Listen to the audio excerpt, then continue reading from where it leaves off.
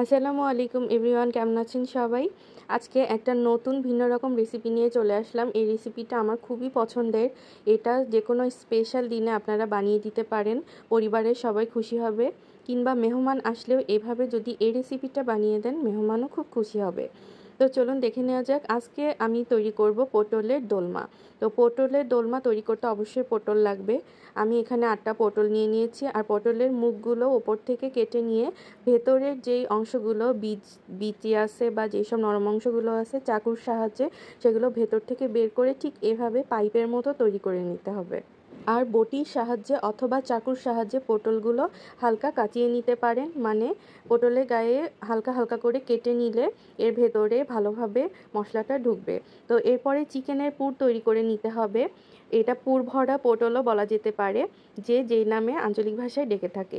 তো পটলের এই পুরটা তৈরি করার জন্য আমি চিকেন নিয়েছি, পটলের ভেতরের অংশগুলো নিয়েছি, আর পেঁয়াজ, মরিচ, রসুন বাটা, আদা বাটা, জিরা বাটা সহ গরম মশলা সহ মাংসের যে সকল মশলা আছে সব কিছুই দিয়ে দিতে হবে।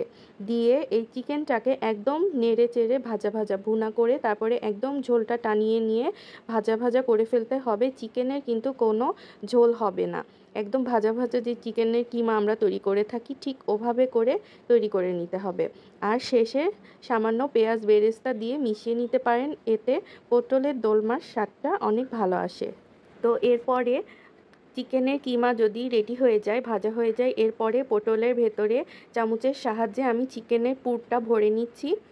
আর চামচের পেছনের সাইড দিয়ে ভালো করে ভেতরে মানে চেপে চেপে দিতে হবে, পুরটা ভালো করে ভেতরে দিতে হবে, তাহলে খেতে অনেক মজা লাগবে।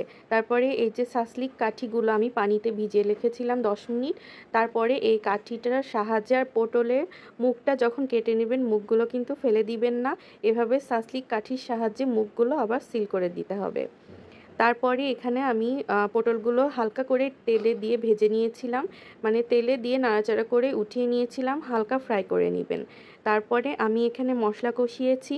এখানে সকল প্রকার মাংসে যেসব মশলা দেওয়া হয়, আদা, রসুন, জিরা বাটা, হলুদ, মরিচের গুঁড়া আর গরম মশলা বাটা, সব কিছু দিয়ে আমি মশলাটা ঘন করে কষিয়ে নিয়েছি। একঘেয়েমি পটল খেতে খেতে কিন্তু কারোরই ভালো লাগে না। এভাবে যদি একটু আনকমন করে বানিয়ে দেওয়া যায়, নিজেরও খেতে ভালো লাগবে, পরিবার, আত্মীয় স্বজন বা মেহমান আসলেও খুব খুশি হবে এই রেসিপিটা পেলে।